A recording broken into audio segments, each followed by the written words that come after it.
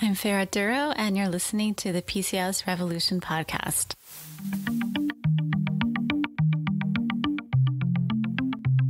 Hello, everyone, and welcome to the PCOS Revolution podcast. And today, I have with me a very special guest. Her name is Meghan Jacobs, and she is actually a patient of mine at Florida Complete Wellness. And she wanted to talk today about how she overcame her PCOS symptoms, not only her symptoms, but actually how she reversed PCOS and became pregnant not once, but twice. She is currently pregnant in her second trimester, and she actually had to muster a lot of energy to come up here today just to talk to you guys because of the fatigue and things like that. But she's actually feeling a lot better today, and she's really excited to share her story. So welcome, Meghan. Hello, how are you? Thanks for being here. We're actually in my office today, and this is the first time I've actually done an interview where we're both here physically, not over Skype. So it's really fun. So we're going to just get into a little bit of details about what's been the most helpful things for Meghan. When she first came to me, it was several years ago. And, she had gone through a lot just to get to that point of really, trying to seek help. And I just wanted to know if you could just share a little bit about your story and, really when you found out you had PCOS and what was that like? Well, I guess I would have to say that the first time PCOS came up was probably when I was back in college. I went to go see my OBGYN just for the annual checkup, and they said that because I wasn't getting my period basically more than twice a year, that they started running some tests, and the term PCOS came up. But at that point, all they did was they brought it up, wrote me a prescription for birth control, and sent me on my way. Never really asked me to follow up, never told me anything more about that. It wasn't until I got married and we started trying to get pregnant about 6 months after we got married, when obviously my period was still only coming once or twice a year. I had gone to several different doctors, and they basically all told me, go on birth control, regulate your period. Some of them gave me metformin, things like that. Nothing actually really worked. It wasn't until one doctor actually basically told me to go to an IVF clinic and get tested there. And that's when they actually officially diagnosed me with PCOS, and then the whole process started going. So that was basically the beginning of it. Okay. And how did it make you feel to get the diagnosis of PCOS? At the very beginning, it was good because at least I had something. I had something instead of it being unexplained infertility and my period wasn't coming. At least there was some explanation as to what was going on. Although they still kept telling me that I didn't have all the classic symptoms of PCOS, so it still didn't make a whole lot of sense. What became frustrating over time is once I actually started looking into it and researching it and seeing how people have these struggles with infertility and with getting pregnant on PCOS, and how a lot of the times it's only medications that typically help. And even with the medications, they're still saying that things may not actually work out as far as getting pregnant. So it was kind of a good thing at the time. And then as time went on, I started becoming a little bit more frustrated because things weren't working out. And it was only medications that people were giving me to try to help out with things. And so just to back up a little bit, and this was when you decided that you wanted to get pregnant, but your period wasn't coming on. So what's the first thing that you tried? Basically, I went to my OBGYN, and I don't remember what medication they put me on, but they tried to put me on something that would regulate my period, and it didn't work. And it was literally, they probably put me on it for 6 months straight, never changed it, never increased the dose, never really monitored me. And I was getting all these side effects from the medication, and nothing really helped as far as that went. So nothing really changed as far as my life within those 6 months, even after that diagnosis. Okay. So perhaps it was a different type of birth control, or maybe something to help your cycle come on, like a progesterone, or? something like that. I'm trying to remember what the medication was, but I don't remember exactly what it was. But it was something where it was supposed to make me ovulate. Mm-hmm. Not Clomid. It was Clomid. Okay. Mm-hmm. It was Clomid. So for 6 months they put me on Clomid and nothing really worked. But they never really increased it. They never changed it. They never really monitored it. It was just more. I would go in for blood work once a month. They would tell me I didn't ovulate. They would tell me, okay, try again next month. And then that was about it. Okay, so 6 months of Clomid, which, is really one of the first medications that a lot of women with PCOS are offered. And that didn't work. So then now what? So that's when the doctor basically told me that he had nothing more to offer and that I should probably go to a clinic that did IVF. That way I could get further tested and see what options basically were out there for me. And that's basically what we did. Around the same time we started at the IVF clinic is when I actually started coming to see you to do acupuncture. So between the two things, I finally got a diagnosis. They finally started doing some more treatments. They were giving some more hope. And then along with acupuncture and everything else, things started moving finally in the right direction. Mm-hmm. So then it's been a couple of years now, but since now your daughter is, how old is she now? She's 5. 5. Okay, it's been longer than I thought. Okay. So she's 5 now. And when you started the medications, I remember they said that you had so many follicles they lost count, right? Yes. What was that like for you? It was almost surreal because I've never really thought about it before. And really the ultrasound nurse, when I would go in it was during the first IVF, the egg retrieval, when they were watching everything because everything was being stimulated, she literally would stop counting after about 20, 25. And this was me going in probably every other morning. They knew me. And so it was pretty crazy back then. And then even this time around, same type of thing. They lost count or they counted and it was off the charts type of thing. 70, I think, 70 follicles. I don't remember. I think there were 70 follicles the first time. They weren't all mature, but yes, there were at least 70 follicles, I think. And just to give a perspective on that, I mean, most women who go through an IVF cycle are lucky if they have maybe 10 to 12 follicles. So that's an average cycle, and sometimes more or less. But I mean, you had about 7 times as many follicles. Or more. So you could have had a plaque on the wall of the highest achiever, I guess, of the IVF center. And but it wasn't, I remember seeing you after that cycle. You were actually so swollen and it was so painful for you that you were definitely in hyperstimulation. We actually recommend a cabbage tea here to actually help, excrete the estrogen, the excess estrogen a little quicker. But I remember just being so uncomfortable and feeling really bad. So what happened after that stimulation?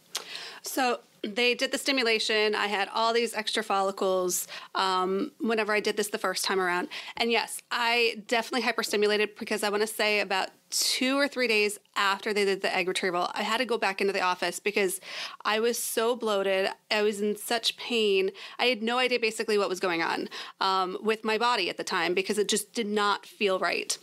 Basically, I went in, they told me there was not a whole lot they could do. They gave me a medication to kind of reduce the estrogen. I do remember I came in to see you. I felt horrible. Mm-hmm. You told me about the fantastic tasting cabbage tea. Yes. I went out and bought a cabbage as soon as I left. And between everything, it finally started reducing, and the bloating and the pain and all the uncomfortable feelings, it started to subside. I would say probably within a week of when I went in and everything. So, right, and then they did the cycle at a later time. You did a frozen. You did a fresh cycle. They did a fresh cycle that time around, yes, that's right. And it didn't work because I assume my body was in such stress probably from being hyperstimulated that I would assume there was probably very little chance that it was going to take. So right. I think I blocked that out, that you actually did a fresh cycle. Poor thing. Yes.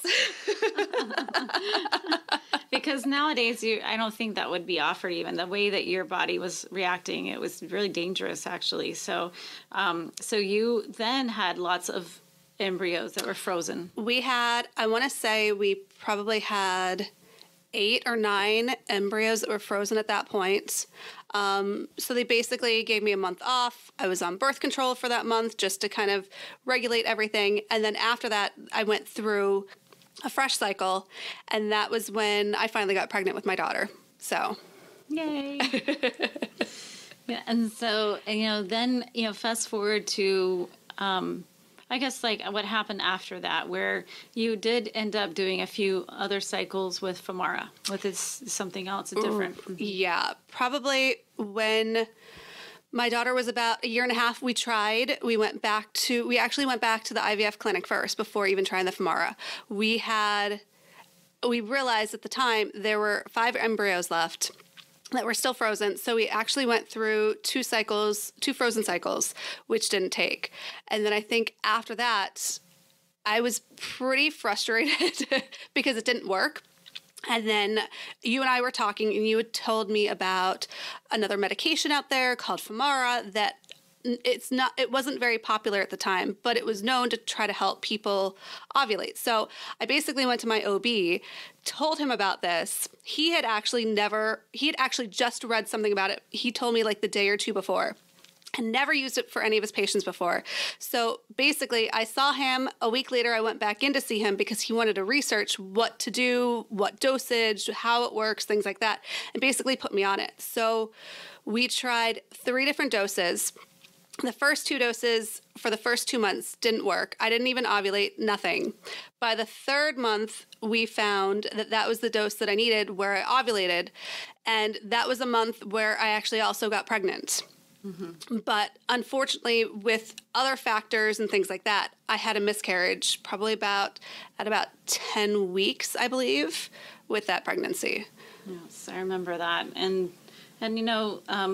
looking back on it, we thought, well, your body actually worked for the first time you ovulated without injectables. Right. Yeah, that was the first time. And really you had, I think, never really had a cycle on your own. No, I would have the cycles that I would have once or twice a year were so horrible, so painful. I was probably on the couch 2 days out of the cycle because I was in so much pain, and I would probably literally bleed for probably about a week and a half, 2 weeks, because it was everything building up, and finally, for whatever reason, my period came on and it kind of flushed everything out at that point. So no, never until the Femara or the injectables did I ever actually have, I would say, a real cycle, a real period ever.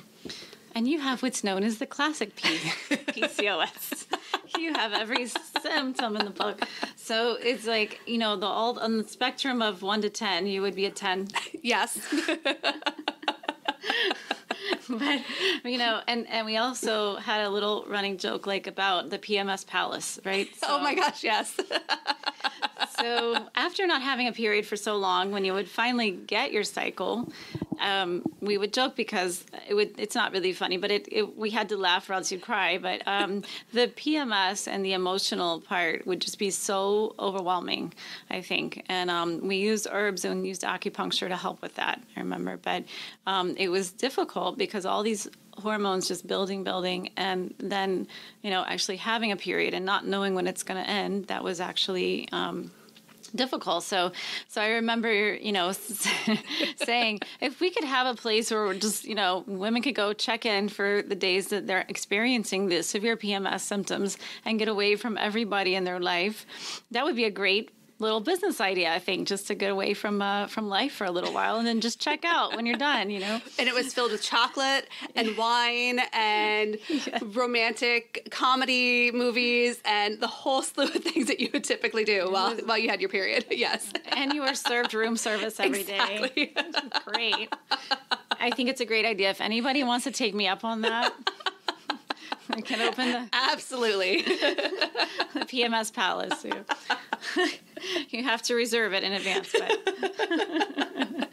but we did so many, I guess, going through so many things, like trying to get pregnant and then getting pregnant, being hyperstimulated, and then going through the loss, and then having the strength to go through it all over again. I think that is just one of the things that just really blows my mind. And that's why I'm so excited when you said you want to share your story, because a lot of people would have just given up, but you didn't. So what happened after that? Yeah. I mean, basically what happened was I had the first miscarriage. We had everything tested. The embryo or the fetus was normal. And it was hard. It was very hard. But it was one of those things in my mind, okay, I just have to keep going. This has been what we have worked for. We have done this for so long. I have gone through so much. I'm going to keep going. So basically, we went through it, went on another month of Femara.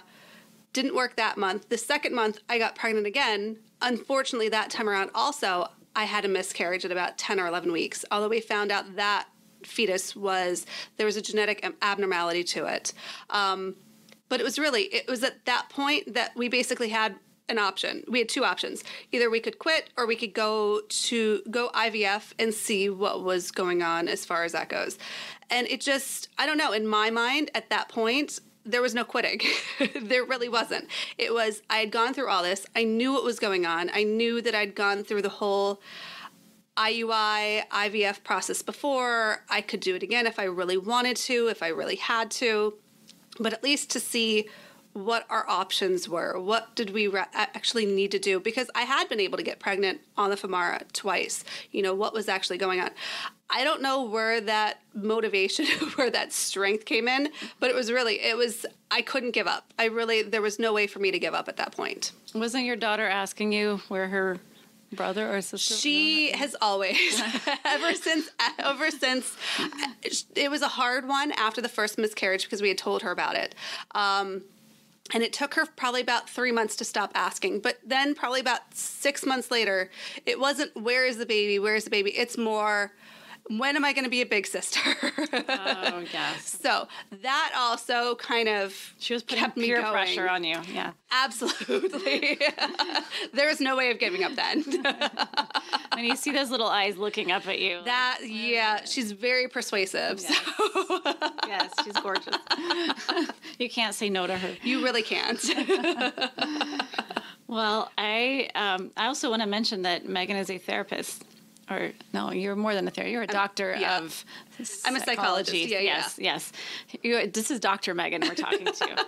And to go through all these emotions and then, have the strength to go and get up and go through life. I think that that's just so powerful, and it even makes the whole journey so much more sweet because you know what you've done. You've gone through so much to get there. So right now, with the cycle that you had currently, you had just as many follicles, but I think your embryo quality, you had more embryos. It was even more, yeah. And I mean, they say egg quality diminishes over time.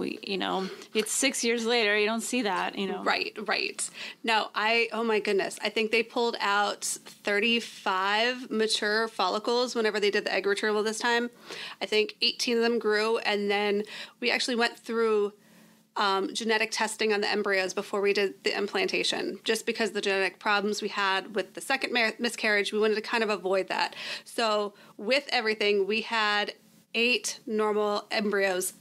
No, I take that back. 6 normal embryos, genetically normal, completely fine, which again, kind of shocked the doctor that I was working with because it sounds like it's completely unheard of. Exactly. This is 6 years later, right? From the first cycle. Right. 6 years, yeah. I was in my early 30s during the first cycle. Mm-hmm. Now I'm in my mid to late 30s this time around. Mm-hmm.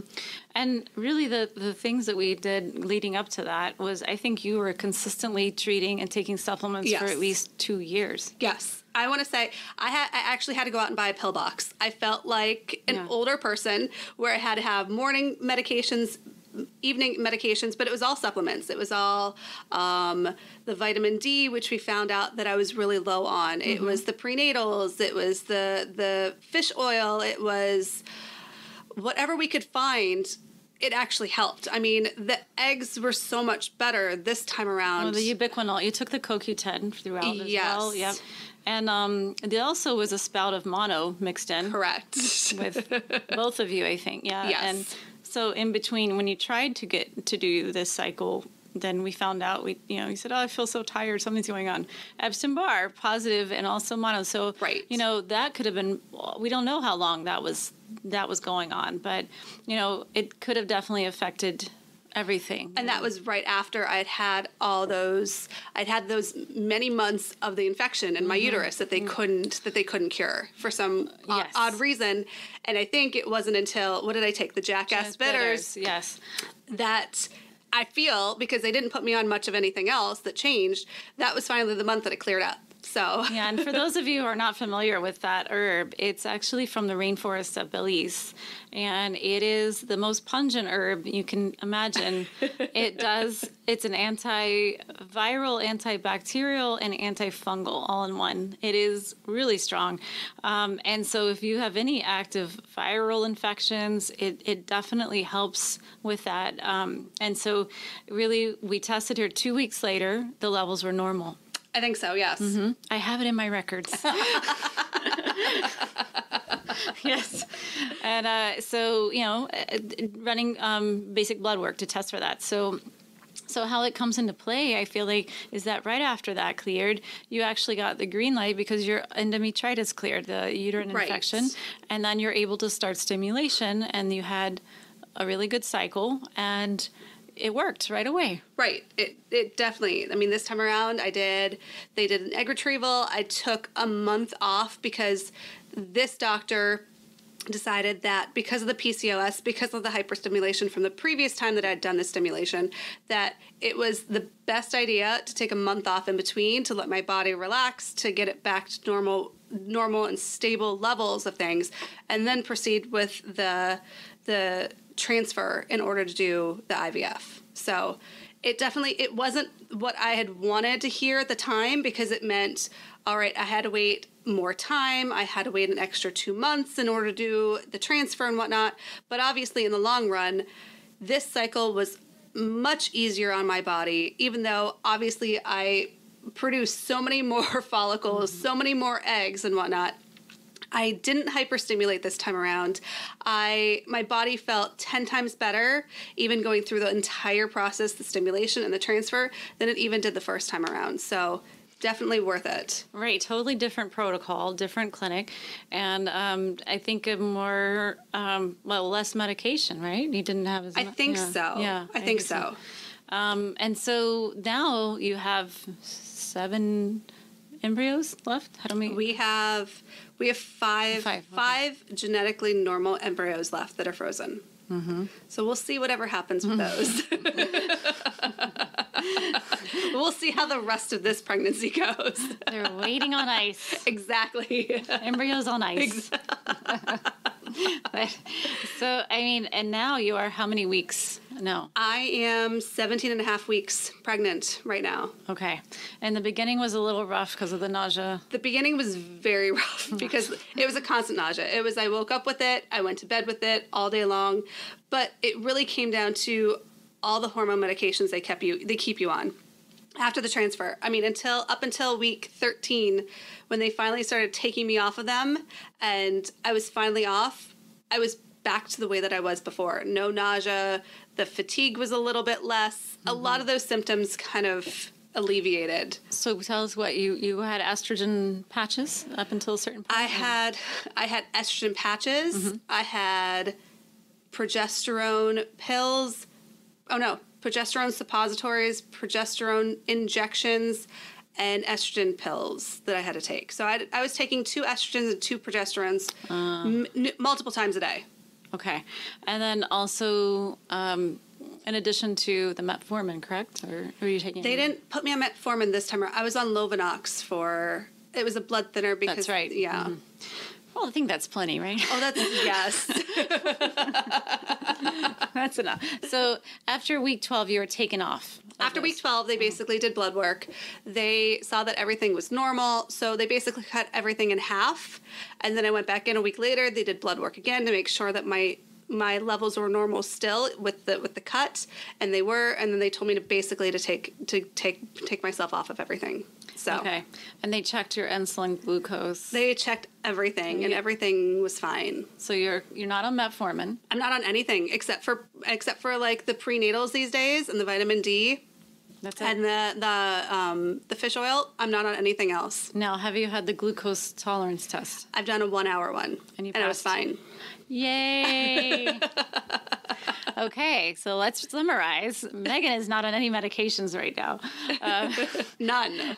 No, that's awesome. And her glucose and insulin were normal. So, and you had a history of insulin resistance in the past. So you were on metformin many years. Yes. So that's something, I mean, I think we want to just emphasize that people automatically assume they have to be on metformin.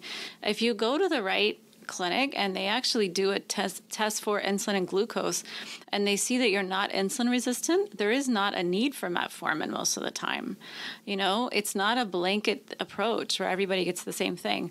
So if you have that situation happen and it's good to ask and say, can I get my insulin test and my glucose tested if they're not doing it, if there's really a need for this. So that's something that, that I think is pretty amazing about you, because a lot of, they'll say, oh, you're pregnant, just stay on metformin. Yeah. And the metformin made you nauseous too. I remember you were very sick the first in the beginning. time. Yes. Yeah. Yes.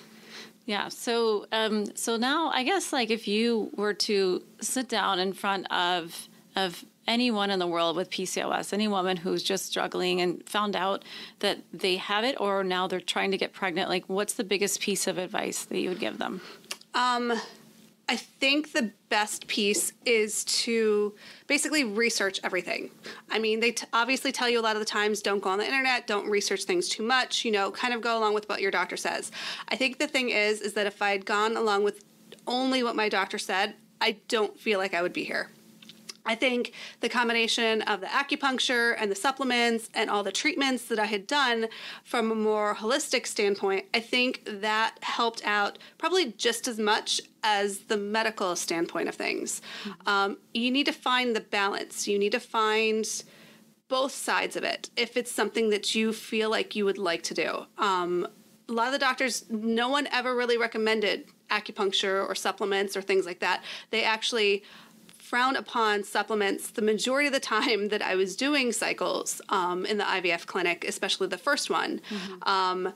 But in the long run, I think it helped. I think being on all those supplements for those 2 years, it built everything up. It helped with my egg quality. It helped with everything. And it helped me go through these cycles so much better. And even just going through, once I had to stop taking the supplements to do the retrieval and the transfer and things like that, even just going through the weekly acupuncture sessions, I think those helped. And the Mayan abdominal sessions and everything that we did, even the session in the clinic when we did the transfer, the half hour before the transfer type of thing, I think it all helps. I think it helps physically. I think it also helps emotionally, because the acupuncture, this type of atmosphere, it's much more calming. It takes away some of your stress. It helps alleviate some of that. And if you can get a good practitioner with it, you can get a lot of answers that maybe you wouldn't get in the IVF clinic from your doctor. Not that they wouldn't tell you these answers, but you come up with things throughout the week, and you don't want to be one of those people that calls up the office every other day asking questions. You can come in and find out from even a different standpoint what you can do, what you're looking at, what's going on, things like that. And I think in the long run, that helps from a psychological standpoint, which is a huge component of this entire process. It's something we never talk about much, about the stress, but it really does have an effect on even an IVF cycle. High cortisol levels, they've shown can decrease implantation. So the fact that you were laughing, I remember being in the transfer room, you were laughing right before your transfer. I'm like, mission accomplished. Yay. So just being in that relaxation zone. And I think your brain also kind of gets accustomed to the meditations and being in that space where, you're not allowing those things to affect you as much. The process can be really draining, especially going through it for so many years.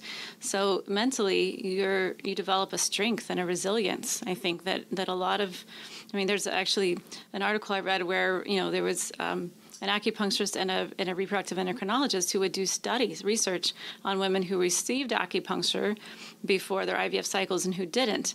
And they actually they couldn't do them anymore because they'd look at the waiting room and they knew exactly who was getting acupuncture and who wasn't.